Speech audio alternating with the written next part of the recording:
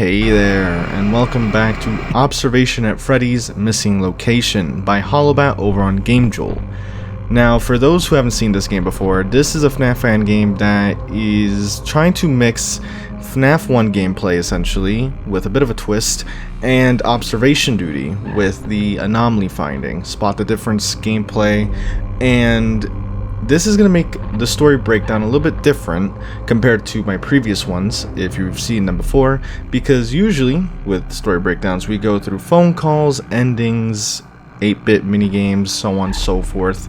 But this time, a lot of the game's key events are pretty much on display thanks to these anomalies that we actually see throughout the gameplay. So the anomalies are going to be a big part of this video in particular.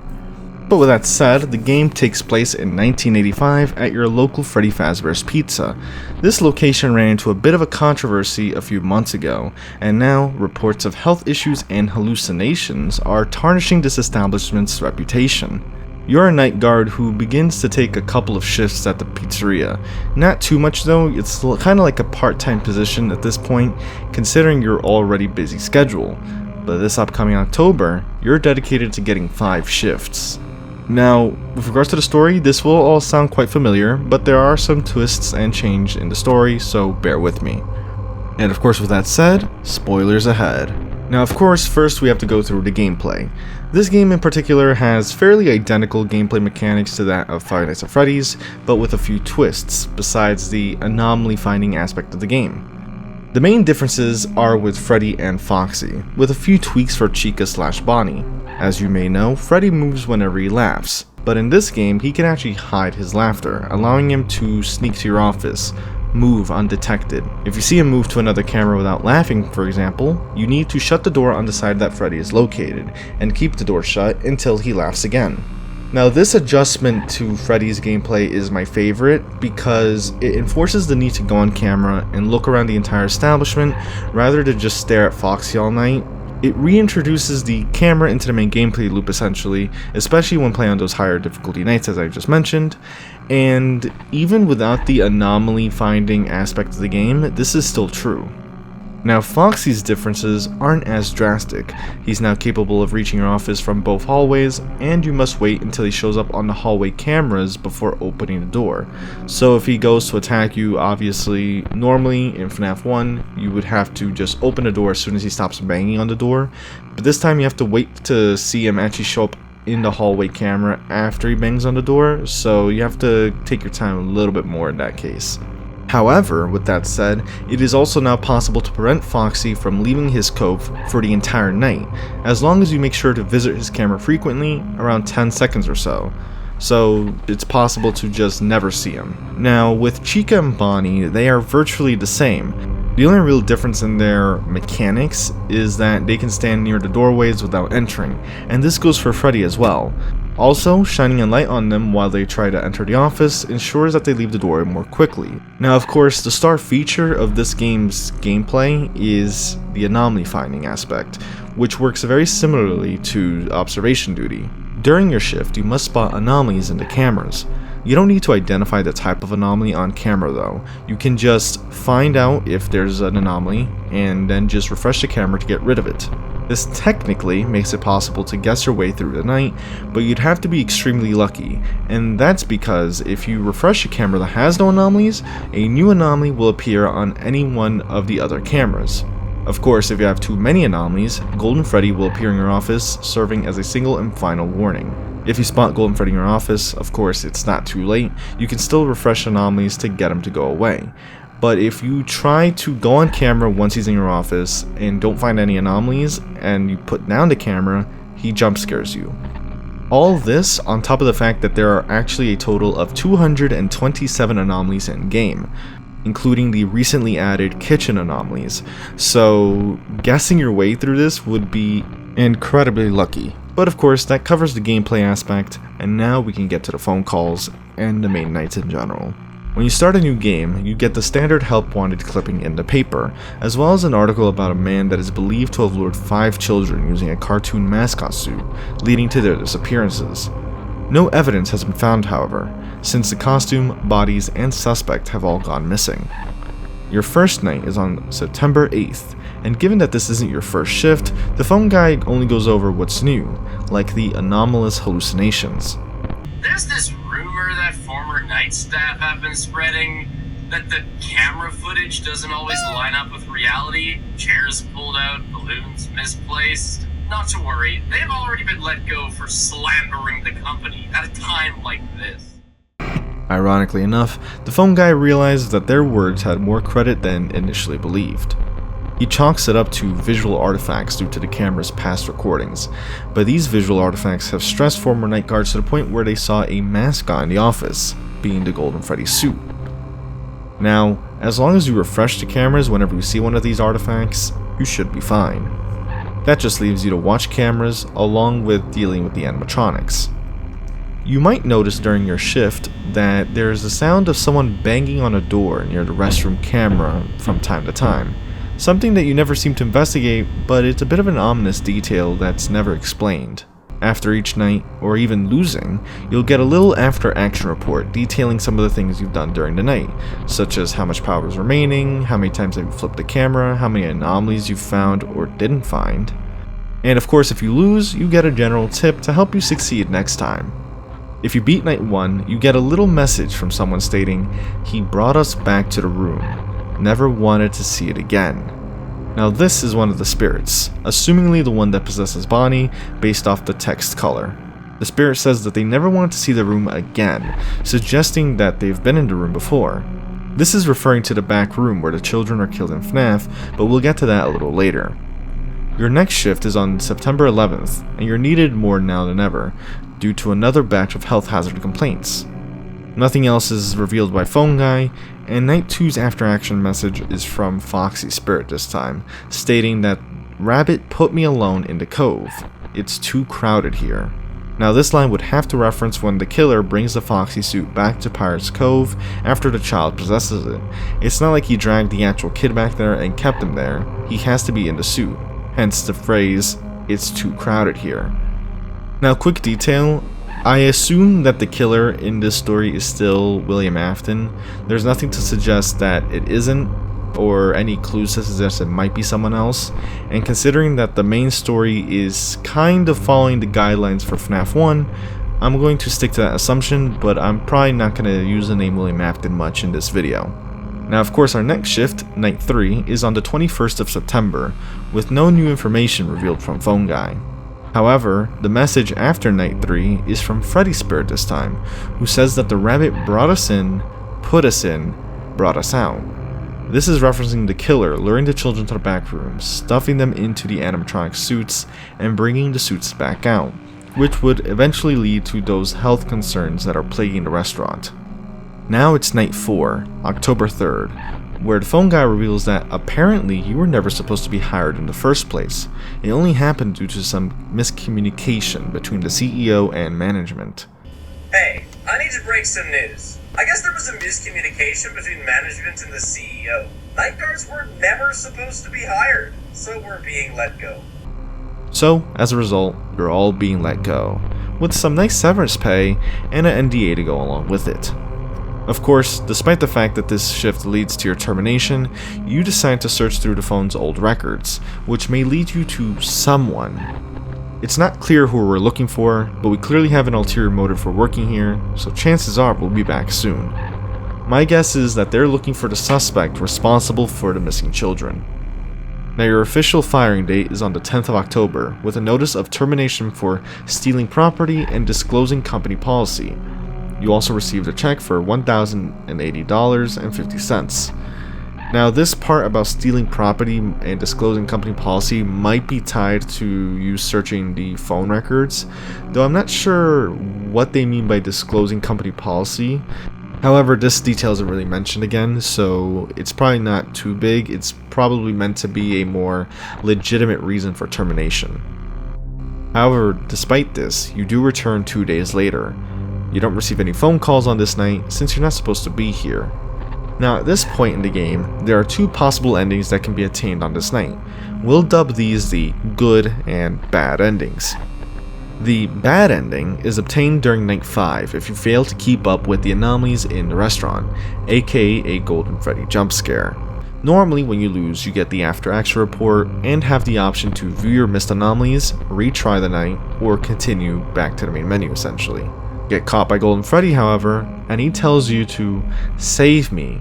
Please, Mom, it's me. And this time, you can only continue. Once you continue, you get a little text prompt stating, "Rest now and recover. It's not too late. There are still people depending on you. Don't forsake the future to solve the past." This unlocks the October 12th anomaly, which can be found in the right hall corner, and you are awarded with a gold star. The anomaly in question is a newspaper clipping about a break-in at Freddy Fazbear's, where a former employee was discovered as incoherent and unstable. The employee had been mistakenly hired to stop vandals, and Fazbear Entertainment pledges to do wellness checks for all employees in the interest of fun and safety. The former employee was then hospitalized and remains unresponsive. You, in search for your son, had a mental breakdown once coming to contact with your son's spirit possessing the Golden Freddy suit. You were then found by the demolition crew, resulting in your hospitalization. Unfortunately, you might never recover from this encounter. This explains a bit about the nature of the anomalies themselves, as well as our motive for coming here. We're here in search for our son, and we found him, but we're unable to handle the reality of what's happened to him. Now, we'll talk more about the nature of these anomalies soon, but first let's talk about the quote-unquote good ending. When you reach 6 AM, you get a message from Chica's spirit, similar to Freddy's quote, stating he brought us in, took us out. If you continue, this time you get another text prompt stating, "I understand you want to find him, but this question isn't for you to answer. He tried to make you understand, but the process broke you. You need to accept it, for your own good." Now, especially because of this text prompt, my theory is that Golden Freddy is trying to use these anomalies to reach out to you, to make you understand. But this process of refreshing the anomalies, or failure to refresh them, and encountering Golden Freddy, seeing your son in the suit, time and time again, as he tries to tell you, "It's me, I'm here," it breaks you. We know that for a fact because of what happens if Golden Freddy actually gets to you in the office. And even though I refer to this as the quote-unquote good ending, according to whoever says this, we aren't the ones to solve this mystery. We're incapable of it, it seems like. And it's not totally clear who is actually telling us this. And so far, my best guess as to who's saying this is the puppet. Now, this is mainly because the puppet is another character that shows up via some anomalies in-game, and also might have some other dialogue snippets here and there through the extra nights that we'll talk about in a bit. But it's the only other spirit I can imagine that would actually say this. But of course, even with reaching the good ending, surviving the night, we won't find out what happened to our son. A sad reality we must accept. Now this leads to a white star, and the ending of the main campaign. Now I won't be covering the classic and observation campaigns, because they don't really provide any additional information as of right now, besides new dialogue snippets from the after action reports when beating the knights. We can cover those when discussing the anomalies. Aside from that, these campaigns are mainly used to split the gameplay. Some nights are just the classic sit and survive gameplay, and other nights are just anomaly finding, and they don't really contribute anything else. And with regards to the phone calls, they pretty much have the FNAF 1 phone calls, so nothing new there either. With that said, I would like to address one thing, and that's the anomalies impact and what's happening with the story, right? Us finding anomalies, how does that actually affect the story? How do we interpret it? So we know that Golden Freddy is trying to reach out to Sam through these anomalies. But what happens when we're refreshing those cameras, clearing those anomalies? And what happens when we fail? I think when we refresh the anomalies, we're rejecting Golden Freddy. Not out of malice or anything like that, but we just aren't aware of what he's trying to do. He's using the anomalies to try and reach out to us, but every time we clear up an anomaly, we fix it, there's always the messages saying, "It's me," like he's trying to reach out to us, but we wipe it all away. Of course, even though we fix the anomalies, regardless of how many times we fix them, He keeps trying to reach us, remind us of who he is. Of course, if you fail to keep up with the anomalies, he gets in your office and eventually gets you, as we've seen in the Night 5 bad ending. Literally, when you see Golden Freddy's jump scare, you see the messages, "It's me, I'm here, save me," and I think that is what causes you to be hospitalized. You realize that your son is in the suit. Again, I think this is pretty much what happens in the Night 5 bad ending, only a lot more subtle, I guess, not so explicitly said. Now, of course, because of what I said, this is mainly speculation based off the events in the game's bad ending, but I personally find that to be an interesting connection of gameplay to story, and I don't know if the developer intended that or not, but it's interesting regardless, and kind of tragic to say the least, because even if you get this quote-unquote good ending, you pretty much fail, right? There is no victory here. You will not find out the truth, and your son is abandoned once again. But that is pretty much the end of the story for our character, Sam Schmidt. But what about the spirits, Golden Freddy and the puppet? That's where the anomalies come in. Lucky for us, you can actually view all the anomalies you've discovered in-game, and after beating the main campaign, you now have the ability to use free cam in this mode, allowing you to fly around the pizzeria. Now, as I mentioned earlier, there are a total of 227 anomalies, which includes the kitchen anomalies that weren't present when I played the game originally. Now, we aren't covering all 227 of these, because a lot of these anomalies are just missing items, / moving items, or even Easter eggs. However, I have found all of them, so I'm confident that we can cover the rest of the story going forward. However, I do want to make something clear regarding who is in the pizzeria at this time, or at least throughout the entirety of the game. In the View Pizzeria segment, you can use free cam mode after beating the main campaign, and if you fly outside of the map, you can see all of the text used in game for the tips and after action messages, along with the animatronic jump scares. When looking at the messages given after each night, it's clear that there are 7 speakers. 5 of these speakers belong to the spirits of those who went missing: Freddy, Bonnie, Chica, Foxy, and of course, Golden Freddy. The one with white text, as I mentioned earlier, has to be the puppet, I think, which we'll cover more in detail soon, and the one with the purple text has to be Afton, the killer, which we'll also cover soon as well. Now, because we have a lot of anomalies to cover, I'll be splitting the anomalies into categories so we can get a general view of what we're seeing in the pizzeria and what these anomalies might represent. Now, the first category involves the newspaper clippings found in the right hallway corner. These newspaper clippings initially appear to be straight from FNAF 1, but there are some key differences. For example, the 5 children now reported missing article in FNAF detailed that a suspect was convicted, but in this game, the suspect is never found, along with the bodies or the costume. Not only that, but the details about the bodies being brought to the back room is never mentioned either. All they know is that they were brought to a quote-unquote unclear location. This also applies to the article Kids Vanish at Local Pizzeria, where in FNAF 1, the footage was used to find a suspect, but in this game, the footage was unavailable, which explains why they were never able to find a suspect in the first place. Now, this part is a bit extra, not really relevant to the story of the game itself, but gives a bit of an idea as to why these details were changed. In the game, there are some developer calls, kind of extra calls essentially from the developer, as well as other weird calls throughout the game, kind of like Easter eggs. And one of these calls has to deal with the changes that were done to the game's story. And essentially, these changes that I mentioned in the articles, I think, are part of the developer's attempt to try and make this part of the game's lore more grounded.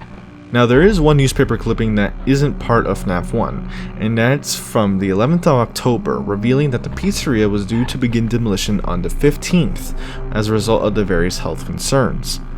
Based off the Night 5 endings, however, this led to the demolition being cancelled by Fazbear Entertainment on the 14th of October, another newspaper clipping, with the CEO stating that they will stay open until they are forced to shut down. That also ends up revealing that a new Freddy's location is scheduled for construction in late 1987. Now, aside from newspaper clippings that don't really add any new details, I think there might be 2 in particular that hasn't really changed, along with the October 12th newspaper clipping, which we already talked about in the Night 5 segment, so there's no need to repeat that. That pretty much covers the most concrete parts of the story among the anomalies, the more explicit parts of the story. Everything else from here on forward is a lot more symbolic, or maybe not symbolic, but a lot more visual, per se. The next category involves Golden Freddy sightings / messages. This deals with the It's Me sightings, along with actual hallucinations / sightings of Golden Freddy. I think this makes it very clear in general that Golden Freddy is trying to reach out to you during your shifts. One clear example is in Parts and Service, where Golden Freddy is sitting on the table. This anomaly is titled Save Me, a message meant for his mom. What's interesting though is that another sighting of Golden Freddy in the service closet next to the left hallway is titled He Is Still Here. Now I don't think this is Golden Freddy referring to himself in the third person, so I think this is actually Golden Freddy referencing that the killer is still in this restaurant. In fact, I'm sure it is, once you take a look in the back room. Normally, you wouldn't be able to do this throughout the normal nights, but by beating the main campaign, you get to fly around, which means you can physically go to the restrooms where you'll see a back door covered by a giant blue present and a bunch of posters. If you go through the hidden door, you can see the cause of that banging sound that you keep hearing in the restroom cameras. It's the killer trapped in the suit, stuck in the back room with the spirits of the children, now free from their suits. The exception here, of course, is Golden Freddy. This sighting also explains the dialogue from Bonnie, saying that they were brought back into the back room again. Now, of course, so far, a lot of the events from FNAF are lining up in this game, as I mentioned, except for the fact that this game is taking place in 1985, not 1993. I think this could also be the developer's attempt in grounding the FNAF lore a lot more, having all of these events happening closer together rather than 8 years apart. Now, of course, aside from Sam Schmidt's involvement in the story and her connection to Golden Freddy, everything seems to fall in line with what happens in FNAF for the most part. Now, this third category will cover the puppet's anomalies. While the puppet doesn't appear as an animatronic enemy in-game, they're present quite a bit through the anomalies and possibly through some of the game's dialogue. One anomaly, for example, is the puppet poster in the right hallway, depicting a crying child, titled Save Them, which is referencing the children's spirits in the back room. Now, one interesting theory I had at first that doesn't really apply the more I think about it, is that due to the puppet's presence in this game, it's possible that this anomaly isn't from Golden Freddy but the puppet, trying to plead for help essentially. But because of the fact that the messages from all the anomalies are also depicted here, I'm here, save them, I don't think that's enough evidence, especially considering with the anomalies all sorts of characters show up anyway, so it's not the strongest idea, but it could have been interesting to imagine if the puppet was also having a bit of a hand in creating these anomalies. Now, in terms of actual sightings, there are two puppet sightings in particular. One of them is in the dining room where the puppet just stands there, titled Marionette. The other is in the restroom, where the puppet is leading children with the title Give Gifts, explaining how the puppet gives life to the children in their new suits. Now, this does cover pretty much all of the puppet's anomalies, but there is one more sighting for the puppet, which is not on camera. If you go back to the restrooms, take a look at this big blue present. It looks awfully similar to that music box that the puppet has in FNAF 2, doesn't it? If you look inside the box, you actually see the puppet sitting inside, just waiting, almost guarding the backroom door so that nobody frees the monster trapped inside. This confirms that the puppet doesn't just show up as a hallucination, but is actually there in the restaurant. It was always there, though it's not clear where this puppet was before this big box was moved in front of the back room.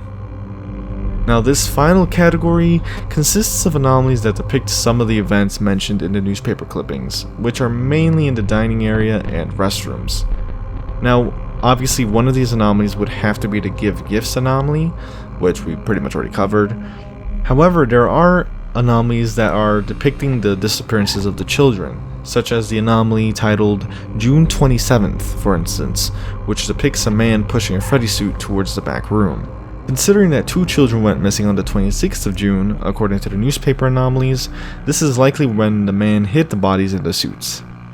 This coincides with another anomaly in the dining area, where a man is seen pushing a possessed Freddy back to the show stage, titled "Brought Us Out," part of Freddy's quote from the after action messages we see. There is also one more anomaly that shows the man in the Spring Bonnie suit urging a kid to follow him into the back room. Now this is significant because I believe this kid is who goes on to possess Golden Freddy. This kid is your son. Now honestly, that's the most satisfying interpretation, but we can't actually confirm this. What we can confirm, however, is that this kid is the last of the killer's victims. The anomaly is titled "1", a pretty random title unless you've played through the extra nights. Completing one of these extra nights gives you the message 1, then 2, 2, 1. I think this is describing the order that the killer selected as victims.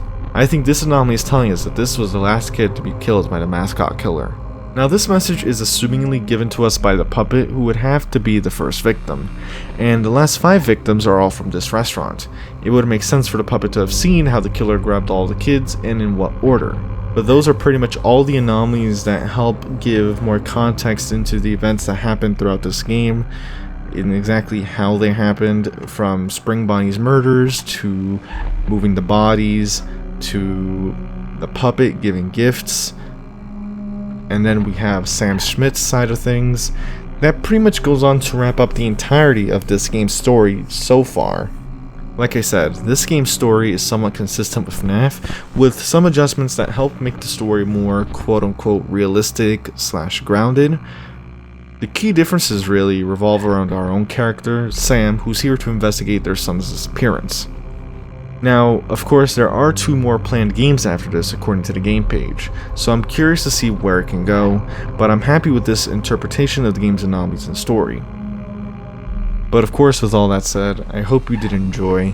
That is the story of Observation at Freddy's Missing Location, the story of Sam Schmidt and her missing child. I hope you did enjoy. If you did, leave a like, subscribe, all that good stuff. Lets me know you're enjoying the content and want to see more of it. The game will be in the description below as always. Can't wait to see what Hollowback comes up with next. And with that said, I'll see you in another video. Take care.